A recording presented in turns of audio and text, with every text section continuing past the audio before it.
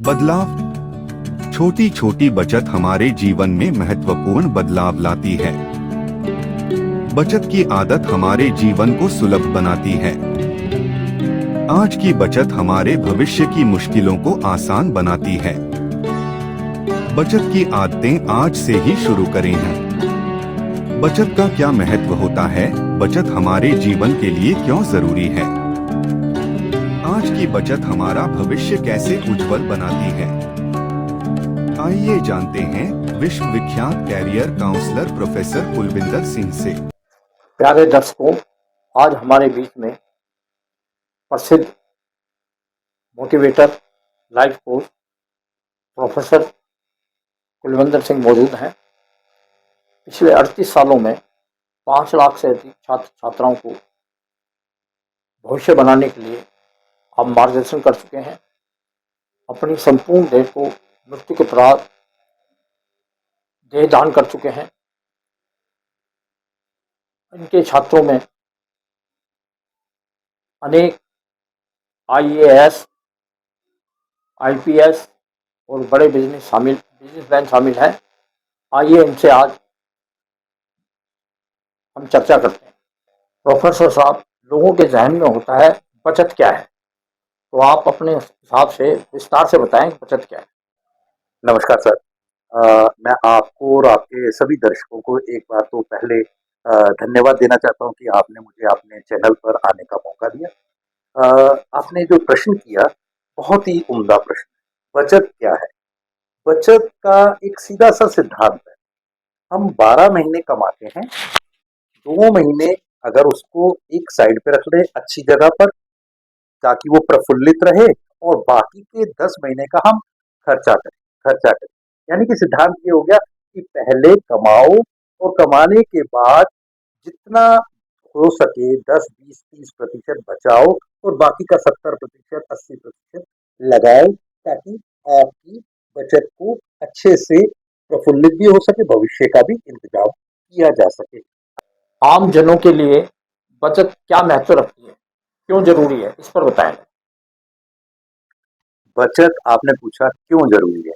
Sir, सबसे पहले तो ये है कि जैसे आपके घर में बिजली का होना एक बिल्कुल बेसिक बात है, लेकिन बिजली के होने के साथ साथ क्या आप इन्वर्टर भी रखते हैं?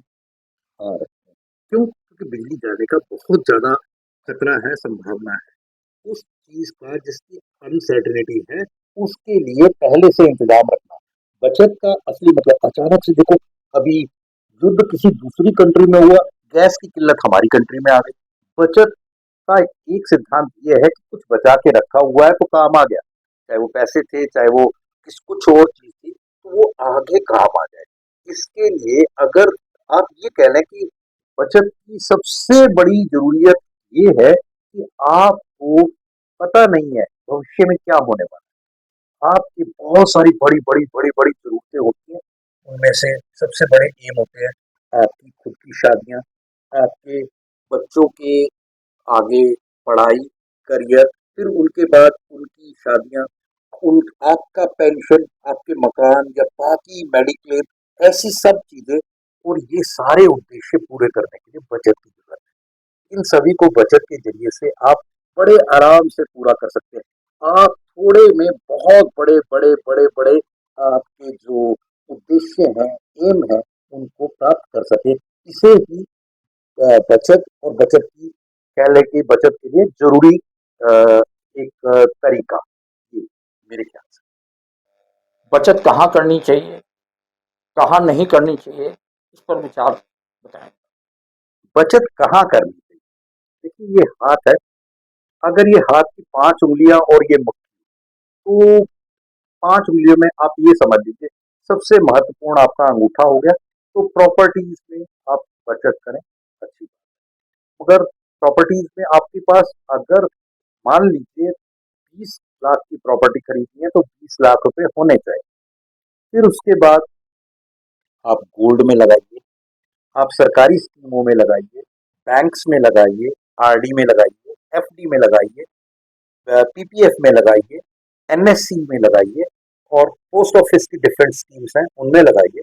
इसके अलावा आपको share market related, mutual fund related इन चीज़ों में भी अपनी परसेंटेज के हिसाब से, और लास्ट में आप जैसे कई लोग कमेटी चिट फंड में लगाते हैं, उनमें भी लगा सकते हैं, लेकिन हर एक चीज़ का रिस्क अलग है। अब ये सारी की सारी जितनी चीज़ें हैं ना, इन सभी चीज़ों में अगर आप लगा रहे हैं तो सबसे पहले आपको लगाना चाहिए आपके जीवन की सुरक्षा के लिए। अगर आपकी सुरक्षा है तो सारी चीजें कवर्ड है, अगर आपकी सुरक्षा नहीं है तो कुछ भी कवर्ड नहीं है। तो इसके कहते हैं ना, हाथी के पाँव में सबका पाँव।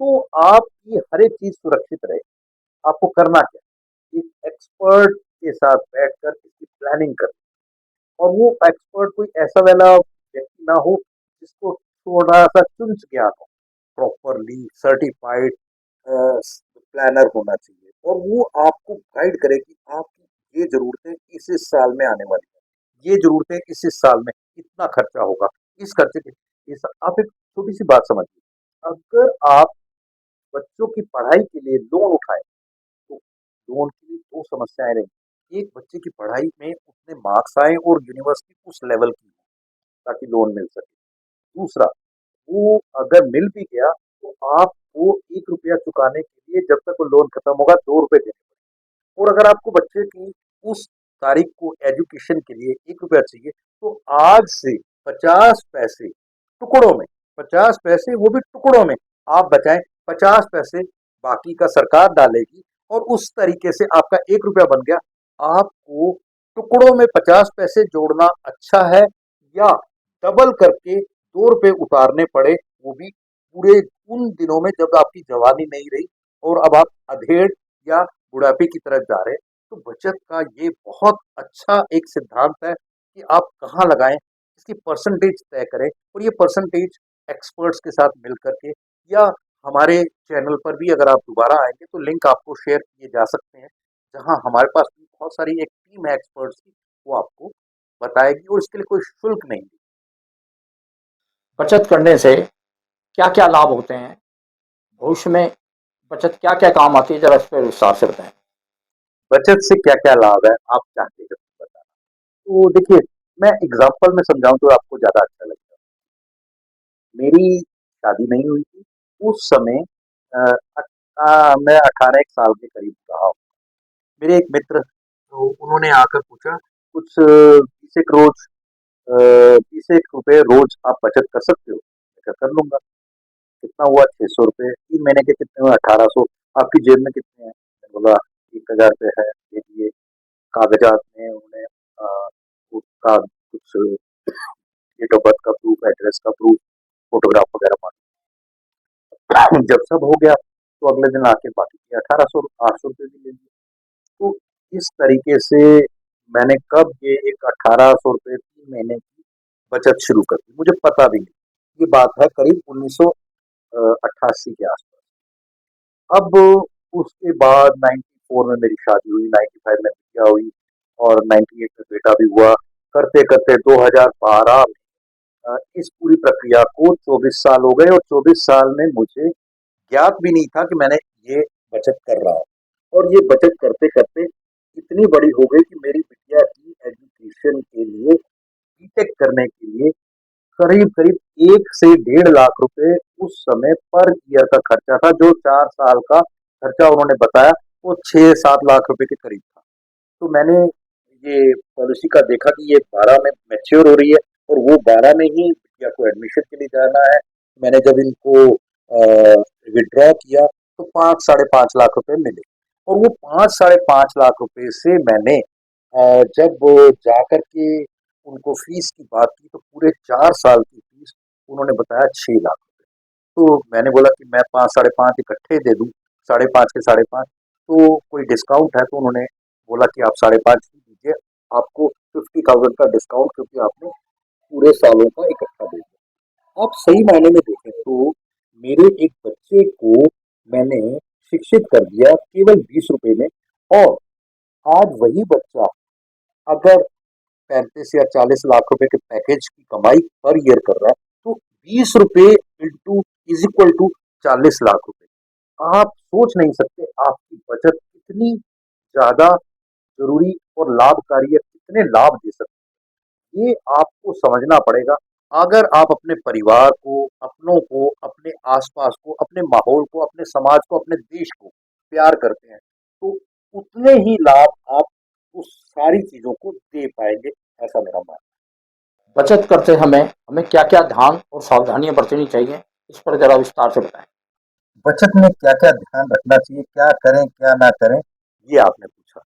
राजेंद्र जी, आपके सभी प्रश्न बहुत उम्दा हैं और ये जानकर मुझे अच्छा लगा कि आप समाज की सेवा इस तरीके से करना चाहते हैं कि समाज को कोई कहीं ऐसा कहीं एक जगह पे पैसा लगा के फिर बाद में वो परेशान ना हो, इसलिए आप ऐसे प्रोग्राम हमें या बाकी लोगों को बुला कर के करते हैं।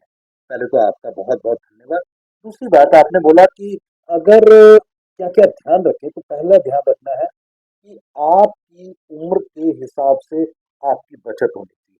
जैसे-जैसे मान लीजिए एक व्यक्ति जो अभी 18, 20, 25 से नीचे है, उसको कम अमाउंट में ज़्यादा बचत हो सकेगी, ज़्यादा उसकी सुरक्षा मिल सकेगी, ये पहला बहुत बड़ा नियम है। जितनी लेट किए जाएँगे 25 से 35 की उम्र में, वही खर्चा ज़्यादा और उसकी बचत और उसके जो सुरक्षा के सिद्धांत हैं, वो क्षीण होते चले जाएँगे। अगर 45 तक पहुँच गई बात, तो और ज़्यादा क्योंकि रिस्क बढ़ता चला गया, चीज़ें एज गैप कम होता चला गया, आपकी बचत कम हो जाएगी, सुरक्षा कम हो जाएगी और वापसी, रिटर्न टैक्स फ्री होनी चाहिए।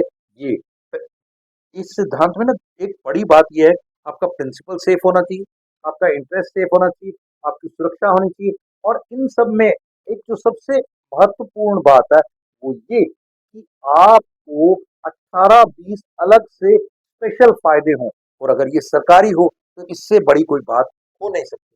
बचत व प्रकृति के आपस में क्या संबंध है? ज़रा इस पे विस्तार से बताएँ। आपका अंतिम प्रश्न तो बहुत ही सुंदर है। प्रकृति और बचत में संबंध।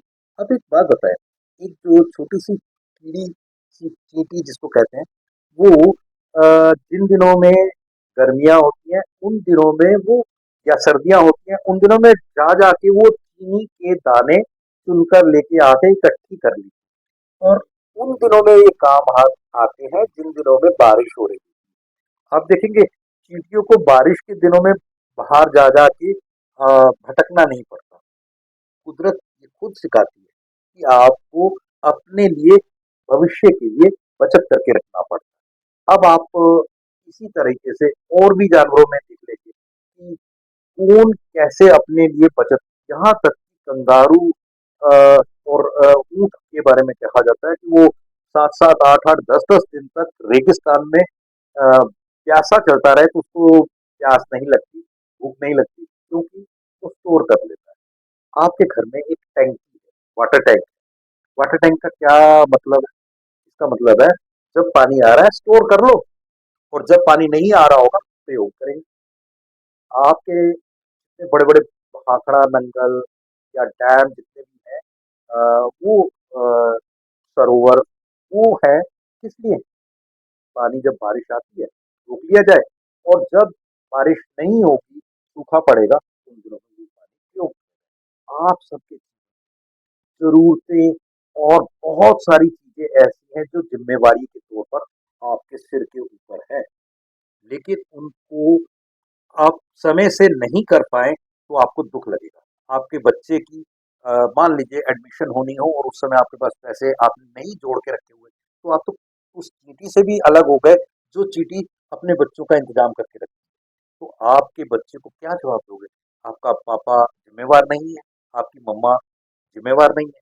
तो आपको ये सोचना होगा कि उनके लिए ज़िम्मेवारी का निर्वहन करने के लिए आपको बचत का सिस्टम बनाना पड़ेगा, बचत की आदत डेवलप करनी पड़ेगी। आपके बच्चों में भी बचत की आदत होगी, तो आपको देखो कितने लाभ होंगे।